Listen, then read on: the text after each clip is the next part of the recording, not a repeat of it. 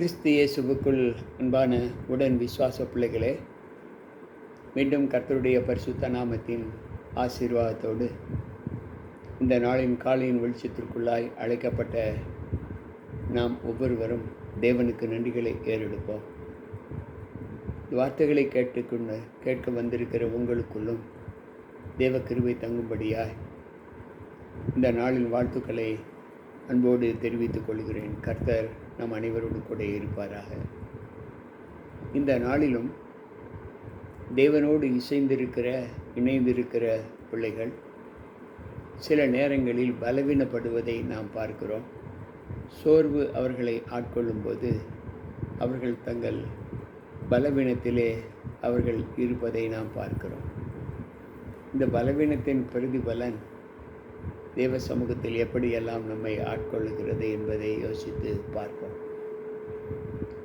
கர்த்தரை தேடுகிற ஒரு அனுபவம் அவருடைய பிள்ளைகளாகி நமக்கு எந்த அளவு காணப்படுகிறது என்பதை யோசித்து பார்ப்போம். வேதாகமம் சொல்லுகிறது,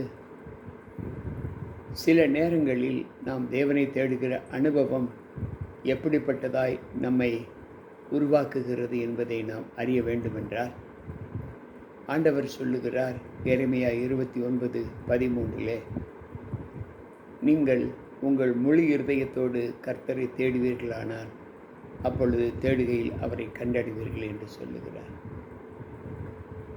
அன்பானவர்களே, நாம் கர்த்தரை தேடுகிற அனுபவம் முழு இருதயத்தோடு இருக்க வேண்டும் என்று வேதம் சொல்லுகிறது. அந்த முழு இருதயத்தோடு தேட வேண்டும் என்கின்ற அந்த வேதம் நம்மிலே எந்த அளவு நம்மை பலப்படுத்தி காண்பிக்கிறது என்பதை சற்று யோசித்து பார்ப்போம். ஒவ்வொரு நாளும் தேவ சமூகத்தில் தேவனை தேடுகிற ஒரு அனுபவத்தை நாம் பெற வேண்டும் என்று எல்லோருமே விரும்புகிறோம். நாம் நினைப்பது நடக்க வேண்டும். அவரை தேடும்போது அவர் நம்முடைய விருப்பத்தின் ஆற்றலை அவர் பூர்த்தி செய்ய வேண்டும் என்று விரும்புகிறோம். ஆனால் வேதம் என்ன சொல்லுகிறது என்றால், உபாகம புஸ்தகம் 4வது அதிகாரம் 29வது வசனம் சொல்லுகிறது, கர்த்தர் அவர்களை நோக்கி, நீங்கள் என்னை தேடும்போது உங்கள் முழு இருதயத்தோடும் முழு மனதோடும் முழு ஆத்மாவோடும் என்னை தேடினார், அப்பொழுது நான் உங்களுக்கு தென்பட்டு உங்கள் காரியத்தை வாய்க்கச் செய்வேன் என்று சொல்லுகிறார். நாம் தேவனை தேட வேண்டும் என்று பிரயாசப்படுகிறோம், தேடுகிறோம். ஆனால் தேடுகிற விதம் ஆண்டவருக்கு மகிமை கொடுக்கக்கூடியதாய் காணப்பட வேண்டும் என்று வேதம் கற்றுக் கொடுக்கிறது. ஏதோ ஒரு பிரதிபலனுக்காக நாம் தேவனை தேடாமல் தேவ சமூகத்தில் நாம் ஆண்டவருக்கென்று நம்மை அர்ப்பணிக்கும் போது அவர் நம்மை எந்த அளவு தேவ சமூகத்தில் நம்மை பலப்படுத்துகிறார் என்பதை சற்று யோசித்து பார்ப்போம். இங்கு 2 நாளாகம புஸ்தகத்திலே நாம் வாசிக்கும்போது அங்கு 26வது அதிகாரம் 4வது வசனம் இப்படி சொல்லுகிறது.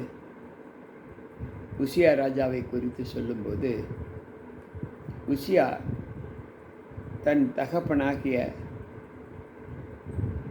அமத்சியா செய்ததையெல்லாம் கர்த்தரின் பார்வைக்கு செம்மையானதை செய்து தேவனுடைய தரிசனங்களில் புத்திமானாயிருந்து சகரியாவின் நாட்களில் தேவனை தேட மனதாய் இருந்ததா அவன் கர்த்தரை தேடின நாட்களில் தேவன் அவன் காரியங்களை வாய்க்கச் செய்தார். அன்பு பிள்ளைகளே, இங்கு வேதம் சொல்லுகிற வார்த்தை, அவன் கர்த்தரை தேடின நாட்களில் அவன் காரியங்களை தேவன் வாய்க்கச் செய்தார் என்று சொல்லுகிறார். அவன் தன் தகப்பன் செய்தது போல தேவனை தேட ஆரம்பித்தான் என்று வேதம் சொல்லுகிறது. அன்பு பிள்ளைகளே, இன்றைக்கு தேவனை தேடுகிற விதம் எப்படியெல்லாம் காணப்படுகிறது என்பதை நாம் சற்று உணர வேண்டும். எல்லா நிலைகளிலும் தேவனை தேடுகிற ஒரு அனுபவத்தை நாம் பெற வேண்டுமென்றால் ஆண்டவர் நமக்கு கற்றுக் கொடுக்கிற காரியம் என்ன என்பதை சற்று யோசிக்க வேண்டும். 2 நாளாகம புஸ்தகம் 31வது அதிகாரம் 31வது வசனம் இப்படி சொல்லுகிறது. 2 நாளாகமும் 31:21 சொல்லுகிறது, அவன் தேவனுடைய ஆலயத்தின் வேளையிலும் தன் தேவனை தேடும்படிக்கு நியாயப்பிரமாணத்திற்கும் கற்பனைக்கும் அடுத்த காரியத்தில் என்ன செய்ய தொடங்கினானோ அதையெல்லாம் தன் முழு இருதயத்தோடும் செய்து சித்தி பெற்றான் என்று சொல்லுகிறது. அன்பு பிள்ளைகளே, எசேக்கியா ராஜாவை குறித்து இங்கு சொல்லும்போது, அவன் தேவனை தேடுகிற நாட்களில் அவன் தேவனை தேடும்படி என்ன செய்ய நினைத்தானோ அதன்படியெல்லாம் அவன் செய்ய நினைத்தான் என்று ஆண்டவர் சொல்லுகிறார். எனக்கு பிரியமான தேவ பிள்ளைகளே, இன்றைக்கு தேவனை தேடுகிற ஒரு அனுபவம் நம்முடைய வாழ்க்கையில் எதையெல்லாம் தீர்மானித்திருக்கிறது என்பதை யோசித்து பார்ப்போம். அந்த தீர்மானத்துக்கு இறங்க கர்த்தருடைய சமூகத்தில் நாம் ஆண்டவரோடு இசைந்திருக்கிற ஒரு அனுபவத்தை நாம் பார்க்கும்போது கர்த்தர் நமக்கு என்ன பலன்களை கொடுக்கிறார் என்பதை யோசித்து பார்ப்போம். தன் முழு இருதயத்தோடும் வேதம் சொல்லுகிறது, தேவன் கட்டளையிட்ட நியாய பிரமாணத்திற்கும் கற்பனைக்கும் சாட்சியாக அவன் முழு மனதோடு தேவனை தேட ஆரம்பித்தான். அவன் அப்படி தேவனை தேட ஆரம்பித்த போது கர்த்தர் அவன் தேடின எல்லா காரியங்களையும் வெற்றி பெறச் செய்தார் என்று வேதம் கற்றுக் கொடுக்கிறது. அன்பு பிள்ளைகளை, இன்றைக்கு நாம் தேவனை தேடுகிற காரியங்கள் தேவன் நமக்கு சித்து பெற செய்திருக்கிறாரா என்பதை யோசித்து பார்ப்போம். தேவ சமூகத்தில் நாம் ஆண்டவரோடு இருக்கிற அனுபவத்தை நாம் எப்படியெல்லாம் பலப்படுத்தி பார்க்கிறோம். தேவனுக்குள் வாழ்கிற ஒரு வாழ்க்கையின் நியமம் நம்மை ஆண்டவருக்குள் எந்த அனுபவத்தோடு கொண்டு செல்லுகிறது என்பதை யோசித்து பார்ப்போம். கர்த்தரை தேடுகிறவர்களுக்கோ ஒரு நன்மையும் குறைவுபடாது என்றுதான் நம்முடைய வேதம் நமக்கு போதிக்கிறது. ஆனால் தேடுகிற விதம் எப்படி? நாம் முழு இருதயத்தோடும் முழு மனதோடும் முழு ஆத்மாவோடும் தேவன் நியமித்த சகல வார்த்தைகளின்படி அதை கை கொண்டு தேடும்போது நாம் தேடுகிற காரியம் நம்முடைய கண்களுக்கு முன்பாக நமக்கு வெற்றி வாகை சூடும் என்பதை ஆண்டவர் கற்றுக் கொடுக்கிறார். இது உண்மை. எனக்கு பிரியமான தேவ பிள்ளைகளே, எத்தனையோ சூழ்நிலைகளுக்கு மத்தியிலே நம்முடைய வாழ்க்கையில் நாம் ஆண்டவரோடு இசைந்திருக்கிற ஒரு அனுபவத்தை நாம் பார்க்கும்போது ஆண்டவர் நமக்கு கற்றுக் கொடுக்கிற காரியம் இதுதான். இந்த சூழ்நிலையில் நாம் ஆண்டவருக்குள் வாழ்கிற வாழ்க்கையின் அபிஷேகம் நம்மை தேவனுக்குள் எப்படி பலப்படுத்துகிறது என்பதை நாம் உணர்வோம். ஏனென்றால் சிலர் தேவனை ஆதாயத்திற்கென்று தேடுகிறார்கள். தேவ சமூகத்தில் ஏதாவது கிடைக்குமா என்று நோக்கி தேடுகிறார்கள். அவர்கள் தங்களுக்கு யாதொரு காரியம் உண்டானால் என்னிடத்தில் வருகிறார்கள் என்றுதான் யாத்திரையாகமம் 18:26 சொல்லுகிறது. கிறிஸ்துவை தேடுகிற ஒரு குணம் ஆதாயத்திற்கென்று இருக்கக்கூடாது என்று யூதாவின் புத்தகம் 4வது வசனம் சொல்லுகிறது. இன்றைக்கு சிலர் ஏதாவது நன்மை கிடைக்குமா என்று ஒரு உலக இரட்சகரை தேடுவது நல்லதல்ல.